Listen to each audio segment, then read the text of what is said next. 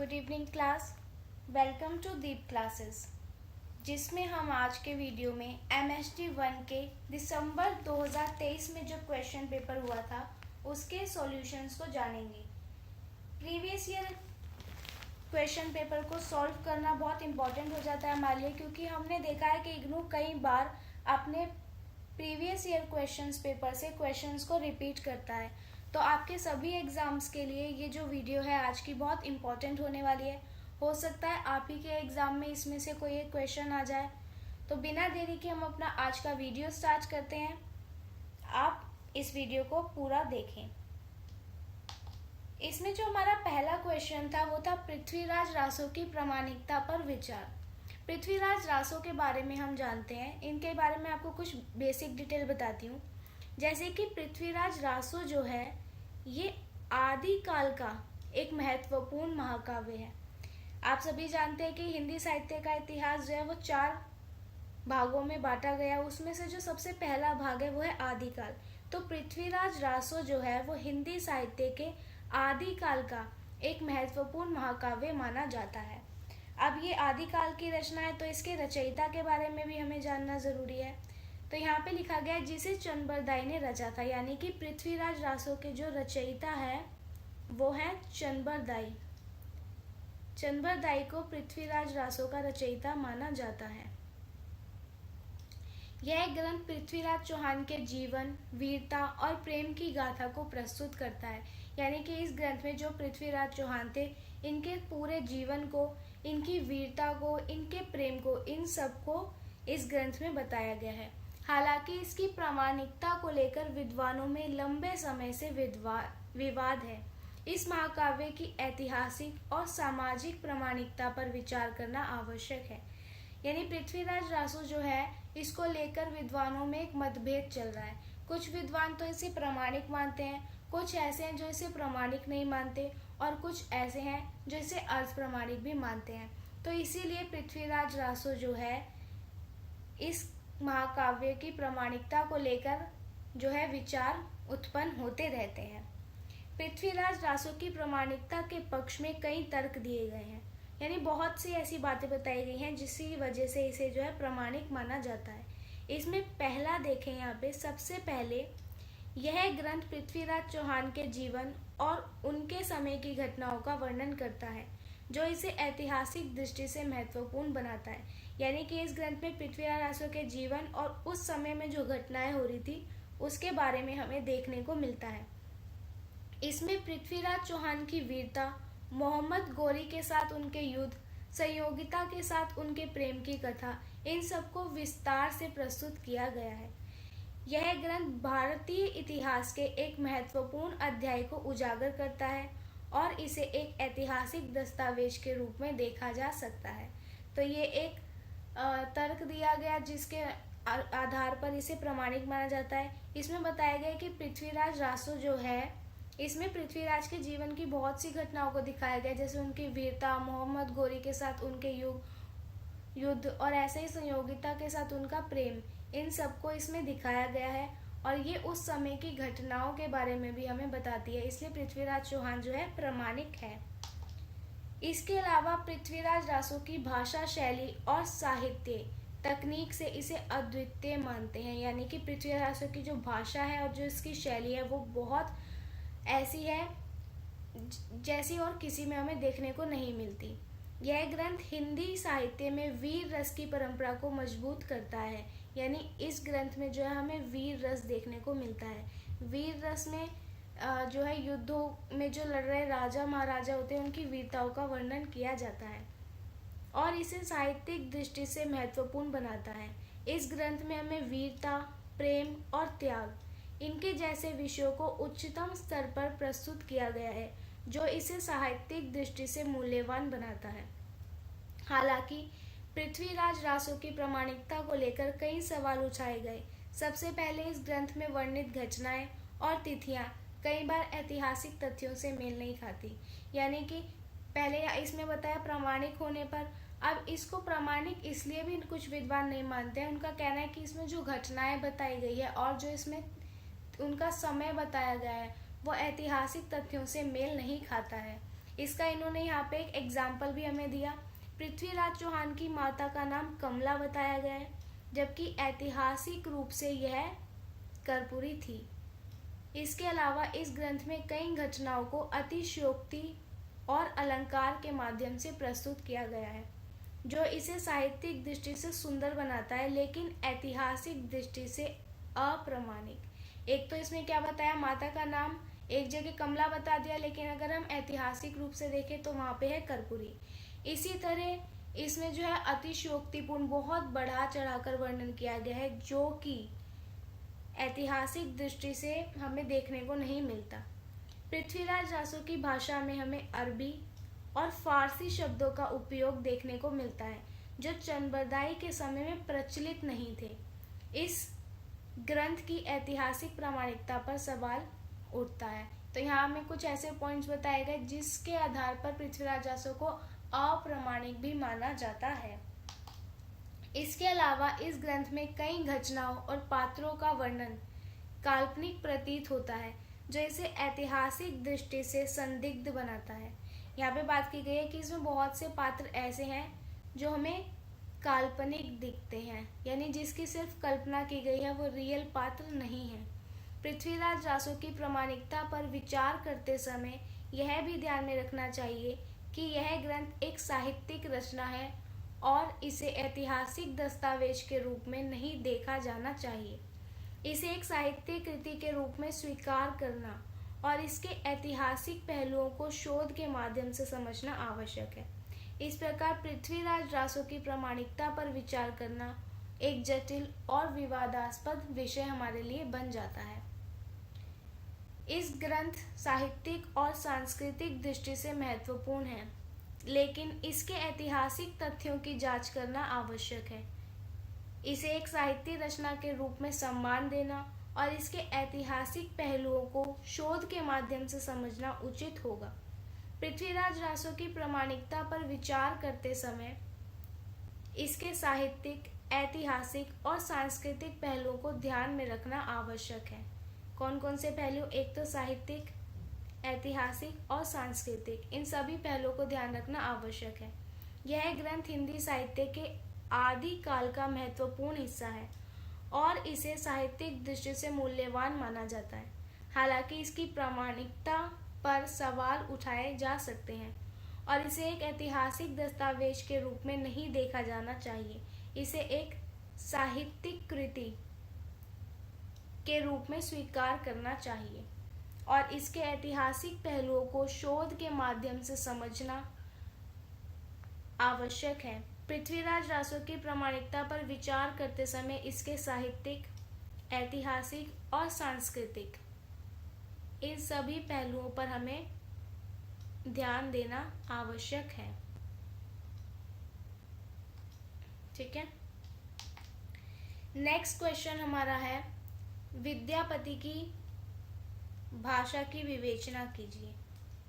विद्यापति की भाषा के बारे में हम यहाँ जानते हैं।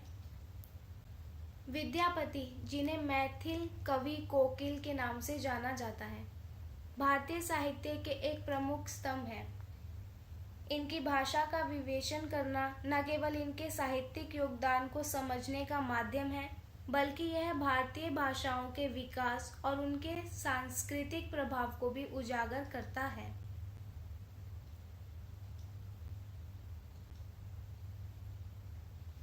विद्यापति की मुख्यतः मैथिली और संस्कृत में रचनाएं हमें देखने को मिलती है, लेकिन इनकी रचनाओं में प्राकृत और अवध का भी प्रभाव देखा जा सकता है।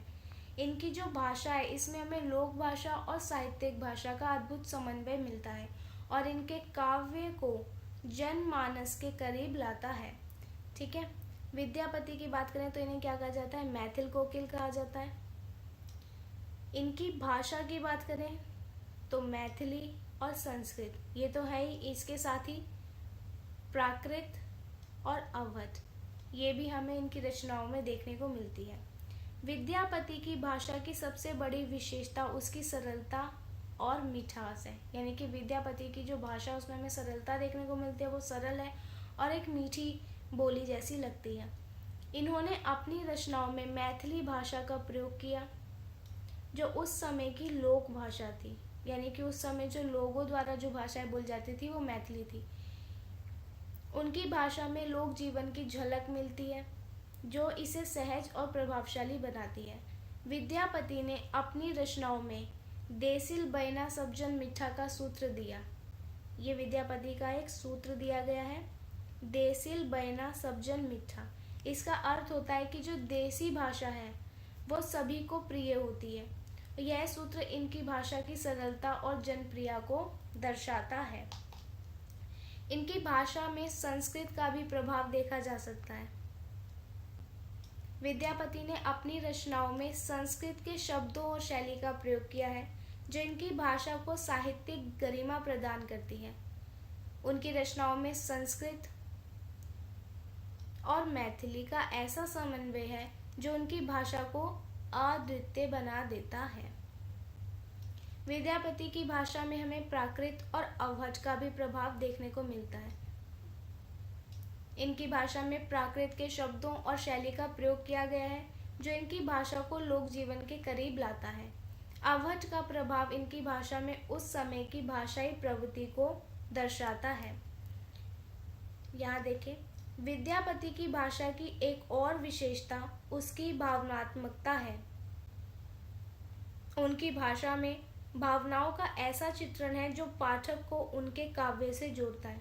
इनकी भाषा में हमें प्रेम, भक्ति और श्रृंगार का ऐसा चित्रण देखने को मिलता है जो इनकी रचनाओं को अद्वितीय बनाता है। विद्यापति की भाषाओं में हमें अलंकारों का भी प्रयोग देखने को मिलता है। अलंकारों में इनमें उपमा, रूपक और अन्य कई अलंकार देखने को मिलते हैं जो इनकी रचनाओं को साहित्यिक गरिमा प्रदान करते हैं। विद्यापति की भाषा में हमें ध्वनि और लय, इन दोनों का भी समन्वय देखने को मिलता है जो इनकी रचनाओं को संगीतात्मक बनाता है। इनकी भाषा में ध्वनि और लय का प्रयोग उनकी काव्य प्रतिभा को दर्शाता है। विद्यापति की भाषा में लोक जीवन की झलक मिलती है। इनकी भाषा में लोक जीवन के ऐसे चित्रण हैं जो इनकी रचनाओं को जनमानस के करीब लाते हैं। इनकी भाषा में लोक जीवन का चित्रण उनकी काव्य प्रतिभा को दर्शाता है। विद्यापति की भाषा में हमें धार्मिकता का भी अद्भुत समन्वय देखने को मिलता है। इनकी भाषा में धार्मिकता का ऐसा चित्रण है जो इनकी रचनाओं को भक्ति रस से भर देता है। इनकी भाषा में धार्मिकता का चित्रण इनकी काव्य प्रतिभा को दर्शाता है। विद्यापति की भाषा में प्रेम का भी अद्भुत चित्रण हमें देखने को मिलता है। तो इनकी भाषा में प्रेम का ऐसा चित्रण है जो इनकी रचनाओं को श्रृंगार रस से भर देता है और उनकी भाषा में प्रेम का चित्रण उनकी काव्य प्रतिभा को दर्शाता है। विद्यापति की भाषा में सामाजिकता का भी अद्भुत समन्वय है। उनकी भाषा में हमें सामाजिकता का ऐसा चित्रण देखने को मिलता है जो उनकी रचनाओं को समाज के करीब लेकर आता है। इनकी भाषा में सामाजिकता का चित्रण उनकी काव्य प्रतिभा को दर्शाता है। विद्यापति की भाषा में साहित्यिकता का भी अद्भुत समन्वय है। इनकी भाषा में साहित्यिकता का ऐसा चित्रण है जो उनकी रचनाओं को साहित्य गरिमा प्रदान करता है और उनकी भाषा में साहित्यिकता का चित्रण उनकी काव्य प्रतिभा को दर्शाता है। विद्यापति की भाषा में सांस्कृतिकता का भी अद्भुत समन्वय है। उनकी भाषा में सांस्कृतिकता का ऐसा चित्रण है जो उनकी रचनाओं को संस्कृति के करीब लाता है। उनकी भाषा में सांस्कृतिकता का चित्रण उनकी काव्य प्रतिभा को भी दर्शाता है। विद्यापति की भाषा के विवेचन का अगर हम निष्कर्ष देखें तो इन्होंने अपनी भाषा को एक अद्वितीय शैली और गहराई प्रदान की है जो साहित्यिक गरिमा, सांस्कृतिक समृद्धि और भावनात्मक अभिव्यक्ति का अद्भुत मिश्रण है। इनकी भाषा में हमें मैथिल, संस्कृत और प्राकृतिक और अवहट, इन सभी का समन्वय जो है दिखाई देता है। इनकी रचनाओं में पाठकों को केवल साहित्यिक आनंद ही नहीं मिलता बल्कि सांस्कृतिक और समाज के करीब भी इनकी भाषा लेकर आती है। विद्यापति की भाषा की सरलता और मिठास इसे जो है जनमानस तक पहुंचाने में सहायक रही। इन्होंने लोक भाषा और साहित्यिक भाषा के माध्यम से भावनाओं, प्रेम, भक्ति और जीवन की गहराइयों का चित्रित किया। इनकी भाषा में सांस्कृतिक और ऐतिहासिक संदर्भों का प्रभाव उनके काव्य को न केवल साहित्यिक दृष्टि से महत्वपूर्ण बनाता है, बल्कि समाज और संस्कृति के विभिन्न पहलुओं का अद्वितीय प्रतिबिंब भी प्रस्तुत करता है। इस प्रकार इनकी भाषा एक साहित्यिक धरोहर है जो भारतीय साहित्य और संस्कृति के लिए प्रेरणादायक है। तो इसमें हमने विद्यापति की भाषा के बारे में जाना। नेक्स्ट क्वेश्चन है हमारा, कबीर की कविता में निहित रहस्यवाद को स्पष्ट कीजिए। तो कबीर की रचनाओं में जो है हमें रहस्यवाद देखने को मिलता है। यहाँ इस क्वेश्चन के आंसर में हमें उसी रहस्यवाद को एक्सप्लेन करना है। तो कबीर जो है ये भारतीय संत परंपरा के कवि थे। किस में आते थे ये? संत परंपरा में। इनकी रचनाएं जो है आध्यात्मिक, भक्ति और रहस्यवाद से ओतप्रोत हैं। इनकी कविता में गहन दार्शनिकता और आध्यात्मिक चिंतन देखने को हमें मिलता है। कबीर का रहस्यवाद न केवल अद्वैत से प्रभावित है, बल्कि सूफी मत और योग साधना से भी प्रेरित है। इनकी कविता में हमें आत्मा और परमात्मा के मिलन की अनुभूति, भक्ति का गहन स्वरूप और जीवन के गूढ़ सत्य को सरल भाषा में प्रस्तुत किया गया है। इसमें हम कबीर की कविता में निहित रहस्यवाद को विस्तार से समझने का प्रयास करेंगे। यहाँ पे हम देखते हैं कबीर का रहस्यवाद। कबीर का रहस्यवाद आत्मा और परमात्मा के संबंध को स्पष्ट करता है। कबीर मानते हैं कि जीव और ब्रह्म एक ही है। क्या माना कबीर ने? जीव और ब्रह्म को एक माना, और आत्मा का परमात्मा से मिलन ही जीवन का अंतिम लक्ष्य है। ये कबीरदास का मानना है। इनकी कविता में यह रहस्यवाद दो प्रमुख रूपों में प्रकट होता है। एक है साधनात्मक रहस्य और एक है भावात्मक रहस्य। साधनात्मक रहस्य की बात करें तो कबीर के साधनात्मक रहस्य में योग और ध्यान का विशेष महत्व है। वे मानते हैं कि आत्मा को परमात्मा तक पहुंचाने के लिए साधना आवश्यक है। इनकी कविता में कुंडलनी जागरण, चक्रों की साधना और ध्यान की प्रक्रिया का उल्लेख देखने को हमें मिलता है। कबीर कहते हैं कि रस गगन गुफा में अजर झरे, बिना बाजा झनकार उठे जहाँ, जहाँ समुझी परे जब ध्यान धरे। इस प्रकार कबीर के साधनात्मक रहस्यवाद में आत्मा की शुद्धि और ध्यान के माध्यम से हमें परमात्मा की प्राप्ति का मार्ग प्रशस्त किया गया है। दूसरा है भावात्मक रहस्य। कबीर के भावात्मक रहस्य में आत्मा और परमात्मा के मिलन की अनुभूति प्रमुख है। इसमें आत्मा को प्रेमिका, ठीक है, और परमात्मा को प्रियतम के रूप में चित्रित किया गया है। यह रहस्यवाद सूफी मत से प्रभावित है, जिसमें ईश्वर को प्रेम के माध्यम से पाने की भावना निहित है।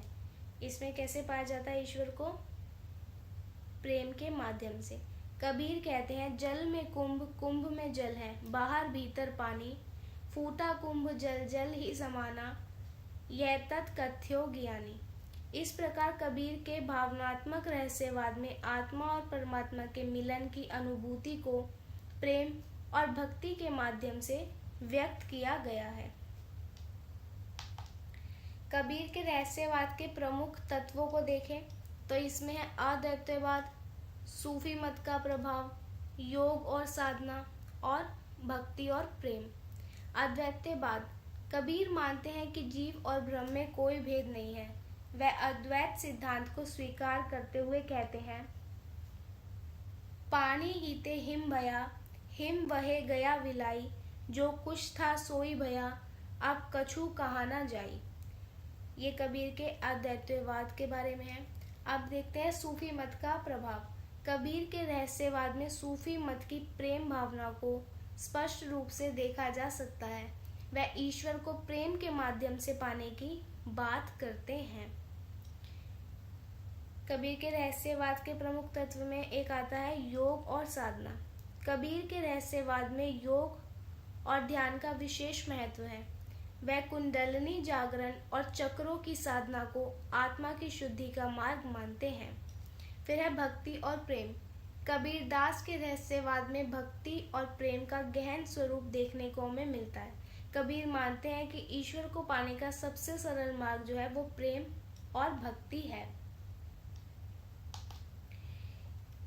इसके निष्कर्ष को देखें तो कबीर की कविता में जो निहित रहस्यवाद है ये भारतीय आध्यात्मिक और दर्शन का अद्भुत संगम है।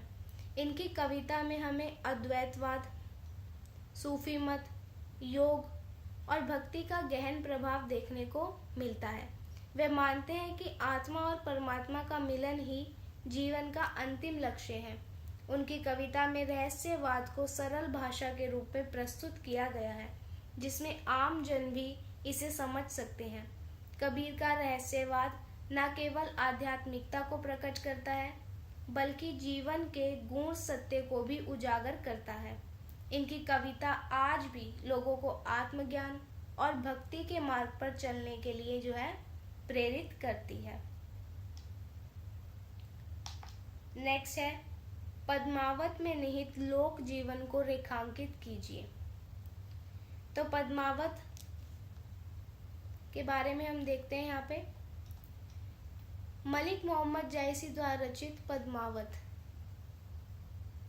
किसके द्वारा रचित है? मलिक मोहम्मद जायसी द्वारा। हिंदी साहित्य का एक महत्वपूर्ण महाकाव्य है जिसमें भारतीय लोक जीवन के विविध पहलुओं को चित्रित किया गया है। यह काव्य न केवल प्रेम और वीरता की गाथा है बल्कि इसमें तत्कालीन समाज की सांस्कृतिक, धार्मिक और सामाजिक संरचना का भी सजीव चित्रण हमें देखने को मिलता है। जायसी ने अपने काव्य में लोक जीवन की परंपराओं, रीति रिवाजों, मान्यताओं और जीवन शैली को अत्यंत सहजता और भावात्मकता के साथ जो है प्रस्तुत किया है। तो इसमें हम पद्मावत में निहित लोक जीवन को विस्तार से समझेंगे। पहले है पद्मावत में लोक जीवन का चित्रण। पद्मावत में लोक जीवन के विभिन्न पहलुओं को दर्शाया गया है जिसमें प्रमुख रूप से सामाजिक संरचना, धार्मिक आस्थाएं, सांस्कृतिक परंपराएं और जीवन शैली ये सब जो है शामिल है। इसमें हम सामाजिक संरचना को देखते हैं तो जायसी ने अपने महाकाव्य में तत्कालीन समाज की संरचना को स्पष्ट रूप से प्रस्तुत किया है। इसमें जायसी ने राजाओं, योद्धाओं, साधुओं और सामान्य जनता के जीवन का जो है वर्णन किया है। समाज में स्त्री की स्थिति, जातिगत भेदभाव और सत्ता संघर्ष को भी जायसी ने अपने काव्य में उकेरा है। तो जायसी ने क्या क्या दिखाया अपने काव्य में? राजाओं, योद्धाओं, साधुओं और सामान्य जनता के जीवन को दिखाया है। केवल इन्हें ही नहीं, इन्होंने समाज में स्त्री की स्थिति, उस समय जो जातिगत भेदभाव चल रहा था वो और सत्ता के लिए जो संघर्ष था वो, ये सब जायसी ने जो है अपनी काव्य में हमें दिखाया है। धार्मिक आस्था की बात करें तो पद्मावत में धार्मिक आस्था का भी हमें गहन चित्रण देखने को मिलता है। इसमें हमें हिंदू और सूफी परंपराओं का समन्वय देखने को मिलता है। और जायसी ने क्या किया? ईश्वर प्रेम, भक्ति और आध्यात्मिकता को अपने काव्य में स्थान दिया था। जायसी मानते थे कि प्रेम और भक्ति के माध्यम से ही हम ईश्वर की प्राप्ति को संभव बना सकते हैं। जायसी की सांस्कृतिक परंपरा देखें तो जायसी ने इस महाकाव्य में भारतीय संस्कृति की विविधता को दर्शाया है। इसमें उन्होंने विवाह, उत्सव, रीति रिवाज और लोकगीत इन सब का उल्लेख किया है। जायसी ने ग्रामीण जीवन, प्राकृतिक प्रेम और लोकगीतों के माध्यम से भी तत्कालीन समाज की जो सांस्कृतिक विशेषताएं थी उसको प्रस्तुत किया है। जीवन शैली की बात करें तो जायसी ने पद्मावत में तत्कालीन जीवन शैली का सजीव चित्रण किया है। इसमें राजाओं के दरबार, उनके युद्ध की तैयारियां, व्यापारिक गतिविधियां और ग्रामीण जीवन की जो झलक थी उन सबको दिखाया है। जायसी ने अपने काव्य में न केवल इन्हें बल्कि किसानों, व्यापारियों और साधुओं इन सभी के जीवन को भी पूर्ण रूप से चित्रित किया है। पद्मावत के लोक जीवन के मुख्य तत्वों को देखें तो इसमें हम इसके प्राकृतिक सौंदर्य, लोकगीत और लोक कथाएं, सामाजिक समरसता और नारी जीवन को देखते हैं। सबसे पहले है प्राकृतिक सौंदर्य। जायसी ने अपने काव्य में प्रकृति के अत्यंत सुंदर चित्रण किए हैं। इन्होंने पद्मावत में जो है नदी, वन, पर्वत, पशु पक्षी, इन सब का उल्लेख किया है, जिससे उस समय के जो तत्कालीन ग्रामीण जीवन है उसकी झलक हमें देखने को मिलती है। लोकगीत और लोक कथाओं की बात करें तो पद्मावत पर इनका भी हमें प्रभाव देखने को मिलता है, क्योंकि इसमें प्रेम, वीरता और आध्यात्मिकता, इन सब से जुड़े हुए गीतों का उल्लेख जायसी ने किया है। सामाजिक समरसता को देखें तो जायसी ने अपने काव्य में हिंदू मुस्लिम एकता को महत्व दिया है और उन्होंने धार्मिक भेदभाव को समाप्त करने और प्रेम तथा सौहार्द को बढ़ावा देने का संदेश पद्मावत में दिया है। पद्मावत में नारी जीवन को देखें तो इसमें स्त्री जीवन का भी हमें गहन चित्रण देखने को मिलता है, क्योंकि इसमें जो पद्मावती है, पद्मावती के चरित्र के माध्यम से जायसी ने स्त्री की शक्ति, सौंदर्य और त्याग, इन सब को पद्मावत में दर्शाया है। इसका हम निष्कर्ष देखें तो पद्मावत जो है वो केवल एक प्रेम कथा नहीं है, बल्कि ये उस समय के जो समाज को है दर्शाती है, इसीलिए इसको समाज का दर्पण भी कहा जा सकता है। इसमें हमें लोक जीवन के विभिन्न पहलुओं को बहुत सरलता और भावात्मकता के साथ प्रस्तुत करके जायसी ने दिखाया है। जायसी ने अपने काव्य में जो सामाजिक संरचना है, धार्मिक आस्थाएं हैं, सांस्कृतिक परंपराएं हैं और जीवन शैली है, इन सभी को हमें सजीव रूप से दिखाया है। और ये महाकाव्य न केवल साहित्यिक दृष्टि से महत्वपूर्ण है, बल्कि अगर हम इसे भारतीय लोक जीवन को समझना चाहें तो उसे समझने के लिए भी ये एक हमारे लिए अमूल्य स्रोत है। नेक्स्ट क्वेश्चन है हमारा, सामंती रूढ़ियों के प्रति मीरा के विद्रोह का विश्लेषण कीजिए। तो मीराबाई जो थी ये भारतीय भक्ति आंदोलन की प्रमुख कवित्री थी। इन्होंने क्या किया, न केवल ईश्वर भक्ति को अपनाया बल्कि इसके साथ ही समाज की सामंती रूढ़ियों के विरुद्ध भी विद्रोह किया था। तो 16वीं शताब्दी में जब स्त्रियों को सामाजिक बंधनों से जकड़ा जाता था, उसी समय में मीरा ने इन रूढ़ियों को जो है चुनौती दी और कृष्ण भक्ति को अपने जीवन का आधार बनाया था। इनका जो विद्रोह था वो सिर्फ धार्मिक विद्रोह नहीं था, बल्कि ये सामाजिक और सांस्कृतिक स्तर पर भी एक विद्रोह था। तो इसमें जो हम है मीराबाई के विद्रोह को समझेंगे। मीराबाई का सामाजिक विद्रोह देखें तो मीरा का जीवन जो था वो संघर्षों से भरा हुआ था। इनका विवाह जो है मेवाड़ के राजकुमार भोजराज से हुआ, लेकिन उनके पति की मृत्यु के बाद उन्हें समाज में जो है कठोरता का सामना करना पड़ा। इसके कुछ पॉइंट्स देखें। स्त्री स्वतंत्रता का समर्थन। मीरा जो थी इन्होंने स्त्री को पुरुष के समान अधिकार देने की बात की। इन्होंने अपने जीवन में ये सिद्ध किया कि जो स्त्री है वो केवल परिवार और समाज की इच्छाओं के अनुसार नहीं चल सकती, बल्कि उसे अपनी स्वतंत्रता और इच्छाओं के अनुसार जीवन जीने का पूर्ण रूप से अधिकार है। फिर है कुल परंपराओं का विरोध। तो राजघराने की जो स्त्रियां थी उन्हें कठोर नियमों का पालन करना पड़ता था, लेकिन मीरा ने क्या किया, मीरा ने इन नियमों को अस्वीकार कर दिया और उन्होंने साधु संगति की, मंदिरों में जाकर भजन गाए और कृष्ण को अपना सर्वस्व मान लिया। तो इस तरह मीरा ने जो कुल की परंपराएं होती थी उनका जो है विरोध किया। फिर है समाज की आलोचना। तो मीरा ने जो अपने पदों में समाज की कठोरता और स्त्रियों के प्रति अन्याय को उजागर किया है। उन्होंने अपने पदों में दिखाया है कि समाज कितना कठोर था और स्त्रियों के प्रति समाज में कितना अन्याय किया जाता था। तो मीराबाई ने कहा कि लोग कहे मीरा बावनी, सास कहे कुलनासी री। तो इस प्रकार उन्होंने समाज के जो संकीर्ण मानसिकता थी इसको मीराबाई ने चुनौती दी। मीराबाई के धार्मिक और आध्यात्मिक विद्रोह को देखें तो मीराबाई का जो विद्रोह था वो केवल सामाजिक नहीं था बल्कि धार्मिक स्तर पर भी था। कैसे था? भक्ति आंदोलन का समर्थन। मीरा ने क्या किया, भक्ति आंदोलन को अपनाया जो कि जाति पाति और सामाजिक भेदभाव को अस्वीकार करता है। इन्होंने कृष्ण को अपना आराध्य मानकर समाज की जो परंपराएं थी उन्हें तोड़ दिया। दूसरा पॉइंट देखें, ईश्वर के प्रति अनन्य प्रेम। मीरा का जो था प्रेम ईश्वर के प्रति बिल्कुल अनन्य था। इस पर मीरा ने कहा, मेरे तो गिरधर गोपाल दूसरो न कोई।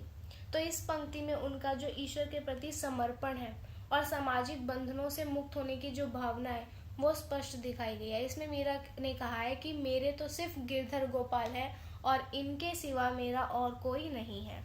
इसका तीसरा पॉइंट देखें, रूढ़िवादी धार्मिक परंपराओं का विरोध। तो मीराबाई ने क्या किया, इन्होंने मंदिर में जाकर भजन गाए और उस समय जो राजघराने की स्त्रियां थी उनके लिए ये वर्जित था। तो उन्होंने क्या किया, साधु संतों के साथ रहकर भक्ति मार्ग को अपनाया और वे मंदिरों में जाकर भजन गाया करती थी। मीराबाई के विद्रोह का प्रभाव देखें। मीराबाई का विद्रोह केवल उनके जीवन तक सीमित नहीं रहा बल्कि समाज पर भी इसका गहरा प्रभाव पड़ा। क्या प्रभाव पड़ा इससे? इससे स्त्री स्वतंत्रता की प्रेरणा मिली। तो मीराबाई ने क्या किया, स्त्रियों को अपने अधिकार के लिए लड़ने की प्रेरणा दी। फिर भक्ति आंदोलन को इससे बल मिला। तो इनके पद जो थे मीराबाई के, उससे भक्ति आंदोलन को और अधिक सशक्त बना दिया। फिर सामाजिक परिवर्तन पर भी इसका प्रभाव पड़ा। तो इनके विचारों ने जो है समाज में बदलाव लाने में मदद की। निष्कर्ष देखें तो मीरा का जो विद्रोह था ये केवल व्यक्तिगत नहीं था बल्कि ये समाज की जो सामंती रूढ़ियां थी उनके विरुद्ध था। उनके विरुद्ध मीराबाई ने यहाँ पर आवाज उठाई थी। इन्होंने क्या किया, स्त्री स्वतंत्रता, सामाजिक न्याय और धार्मिक भक्ति को अपनाकर समाज की परंपराओं को चुनौतियां दी थी। उनका जो जीवन था वो बिल्कुल संघर्ष से भरा हुआ था, लेकिन फिर भी उन्होंने कभी भी अपने सिद्धांतों से समझौता नहीं किया। तो आज भी अगर हम मीरा की कविताएं और उनके जीवन को देखें तो ये हमें प्रेरणा देते हैं कि हमें अपने अधिकारों के लिए जो है संघर्ष करना चाहिए और सामाजिक अन्याय के विरुद्ध हमें हमेशा आवाज उठानी चाहिए। नेक्स्ट क्वेश्चन देखें, बिहारी के काव्य में श्रृंगार निरूपण के आधारों की चर्चा कीजिए। तो बिहारी लाल जो है ये हिंदी साहित्य के रीतिकाल के कवि हैं। इनकी जो काव्य कृति है वह है बिहारी सतसई। इसमें इन्होंने श्रृंगार रस का जो है अनुपम सौंदर्य देखने को हमें इसमें मिलता है। तो बिहारी ने क्या किया, संयोग और वियोग इन दोनों प्रकार के जो श्रृंगार हैं इनका मार्मिक, सरस और सजीव चित्रण बिहारी सतसई में किया है। इनके जो दोहे हैं वो अल्प शब्दों में गहन भावनाओं को अभिव्यक्त करने में समर्थ है। यानी कि उसमें शब्दों का कम प्रयोग किया है लेकिन जो उनकी भावनाएं हैं वो इतनी गहन है इसमें कि वो हमें बहुत कुछ बताते हैं। तो आज इसमें हम इसी के बारे में जानेंगे। सबसे पहले है बिहारी के काव्य में श्रृंगार रस का स्वरूप। तो बिहारी ने क्या किया, इन्होंने अपने काव्य में श्रृंगार रस के दो रूप प्रकट किए। एक हुआ संयोग श्रृंगार और एक है वियोग श्रृंगार। संयोग श्रृंगार को देखें तो संयोग श्रृंगार वह आस्था है जिसमें नायक और नायिका के मिलन का वर्णन किया जाता है। इसमें बिहारी ने संयोग श्रृंगार को अत्यंत मनोहारी और सजीव ढंग से जो है हमारे सामने प्रस्तुत किया है। इन्होंने क्या किया, प्रेम की जो माधुर्यता है, मिलन की खुशी और मानवीय संबंधों को, आत्मीयता को अपने दोहों में इन्होंने स्थान दिया है। कैसे, इन्होंने नायक नायिका का मिलन दिखाया। तो बिहारी ने क्या किया, नायक और नायिका के मिलन को प्रकृति की छटा के साथ जोड़कर बहुत मोहक रूप में इसका वर्णन किया है। इन्होंने नायिका के सौंदर्य, नायक के प्रेम और उनके बीच जो सहजता है वो बहुत सूक्ष्मता के साथ बिहारी सतसई में चित्रित की है। फिर है सौंदर्य और प्रकृति का समन्वय। तो बिहारी के जो संयोग श्रृंगार है इसमें नायिका के शारीरिक सौंदर्य का वर्णन बहुत प्रभावशाली ढंग से दिखाया गया है। इसमें क्या दिखाया है कि नायिका के जो रूप लावण्य को उन्होंने प्रकृति के विभिन्न उपमानों के साथ जोड़ दिया है। इसका एक उदाहरण देखें, जैसे चंद्रमा, कमुदनी, मयूर और बादल जैसे उपमानों का प्रयोग करके उन्होंने नायिका के रूप की तुलना की है। फिर है वियोग श्रृंगार। तो संयोग श्रृंगार में हमने देखा नायक और नायिका का मिलन, लेकिन वियोग श्रृंगार में क्या है, इनकी व्यथा दिखाई गई है, एक दूसरे से दूर होना, उनकी पीड़ा। तो वियोग श्रृंगार वह अवस्था है जिसमें नायक और नायिका के बीच दूरी, विरह और व्यथा का वर्णन किया जाता है। तो बिहारी ने क्या किया कि वियोग की पीड़ा और उसके प्रभाव को गहरे भावात्मक स्तर पर चित्रित किया है। बिहारी की विरह की पीड़ा देखें तो बिहारी ने वियोग श्रृंगार में नायिका की विरह वेदना को बहुत गहराई से हमें अभिव्यक्त करके दिखाया है। उन्होंने यह दिखाया कि वियोग की जो पीड़ा है वो केवल नायिका तक सीमित नहीं है, बल्कि यह प्रकृति, वातावरण और यहाँ तक कि पूरे जीवन को जो है प्रभावित करती है। फिर इन्होंने नायक नायिका की तड़प दिखाई कि वियोग श्रृंगार में नायक और नायिका के हृदय की जो तड़प है और उनका एक दूसरे के प्रति व्याकुलता, ये इसका जो चित्रण है बिहारी की विशेषता है। तो इन्होंने इस तड़प को बेहद संवेदनशील और गहन तरीके से अपनी रचना में व्यक्त किया है। फिर बिहारी के श्रृंगार निरूपण के प्रमुख आधार देखें तो इसमें आ जाता है प्रकृति सौंदर्य, संक्षिप्तता और गहनता, नायिका भेद और स्वाधीन नायिका, फिर है सामाजिक और सांस्कृतिक संदर्भ। प्राकृतिक सौंदर्य को देखें तो बिहारी ने अपने काव्य में प्रकृति का अत्यंत सुंदर चित्रण किया है। इसमें इन्होंने नदियाँ, वन, पहाड़, पशु पक्षी, इन सभी का उल्लेख किया है, जिससे क्या है प्रेम की भावनाओं को बहुत गहराई मिलती है। फिर है संक्षिप्तता और गहनता। तो बिहारी के जो दोहे हैं इसमें हमें संक्षिप्तता दिखाई देती है और संक्षिप्त होते हुए भी ये गहन भावनाओं को व्यक्त करता है। वह कम शब्द में प्रेम और सौंदर्य की अनुभूति को सजीव बना देते हैं। तो ये बिहारी की विशेषता है। फिर नायिका भेद की बात करें तो बिहारी ने अपने काव्यों में जो है वो अनेक प्रकार की नायिकाओं का चित्रण किया है, जैसे स्वाधीन नायिका, अभिसारिका नायिका और खंडिता नायिका। इसी के साथ है सामाजिक और सांस्कृतिक संदर्भ। तो बिहारी के काव्य में जो है तत्कालीन समाज की जो सांस्कृतिक विशेषताएं थी वो हमें देखने को मिल जाती है और उन्होंने प्रेम को सामाजिक मर्यादाओं के भीतर प्रस्तुत किया है। बिहारी ने जो प्रेम दिखाया वो कभी भी समाज की मर्यादाओं को नहीं तोड़ता, वो हमेशा समाज की मर्यादाओं में रहकर ही प्रेम को प्रस्तुत करते हैं। इसका निष्कर्ष देखें तो बिहारी के काव्य में जो है हमें श्रृंगार रस का चित्रण देखने को मिलता है, जो बहुत प्रभावशाली और बहुत ही मनोहारी है। ठीक है, उन्होंने इसी के साथ संयोग और वियोग दोनों प्रकार के श्रृंगारों का हमें अत्यंत सूक्ष्मता और सौंदर्य के साथ प्रस्तुत करके दिखाया गया है। इनके दोहों की बात करें तो ये बहुत संक्षिप्त है, बहुत छोटे छोटे हैं, लेकिन जो इनका अर्थ है वो बहुत गहन है। तो बिहारी का जो श्रृंगार निरूपण है ना, वो न केवल साहित्यिक दृष्टि से महत्वपूर्ण है, बल्कि इसके साथ साथ ये हिंदी काव्य परंपरा में भी एक अमूल्य योगदान देता है। तो आज की वीडियो हम यही ख़त्म करते हैं। इस क्वेश्चन पेपर के जो आगे के क्वेश्चन हैं वो हम इस वीडियो के नेक्स्ट पार्ट में कंटिन्यू करेंगे। तब तक के लिए थैंक यू। वीडियो पसंद आई हो तो वीडियो को लाइक एंड शेयर ज़रूर करें और हमारे चैनल को सब्सक्राइब करना ना भूलें।